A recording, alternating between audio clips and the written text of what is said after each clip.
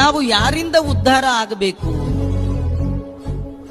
ನಮ್ಮನ್ನ ನಾವು ಉದ್ಧಾರ ಮಾಡ್ಕೊಳ್ಬೇಕೇ ವಿನ ನಮ್ಮನ್ನ ಮತ್ಯಾರೂ ಉದ್ಧಾರ ಮಾಡಲಿಕ್ಕೆ ಸಾಧ್ಯ ಇಲ್ಲ. ನಮಗೆ ನಮ್ಮ ಮನಸ್ಸೇ ಶತ್ರು, ಮನಸ್ಸೇ ಮಿತ್ರ. ನೀವು ಮನಸ್ಸನ್ನ ಗೆದ್ರಿ, ಅದು ನಿಮಗೆ ಮಿತ್ರ.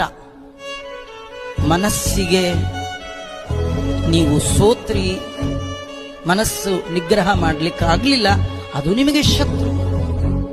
ಒಂದು ಈ ಜಪಕ್ಕೆ ಕೂತ್ಕೊಳ್ಳುವಾಗ, ಧ್ಯಾನಕ್ಕೆ ಕೂತ್ಕೊಳ್ಳುವಾಗ ಪಕ್ಕದಲ್ಲಿ ಒಬ್ಬರನ್ನು ಕೂಡಿಸ್ಕೊಳ್ಬಾರ್ದು. ನಿಮ್ದು ಧ್ಯಾನವೂ ಆಗಲ್ಲ, ತಪಸ್ಸು ಜಪನೂ ಆಗಲ್ಲ.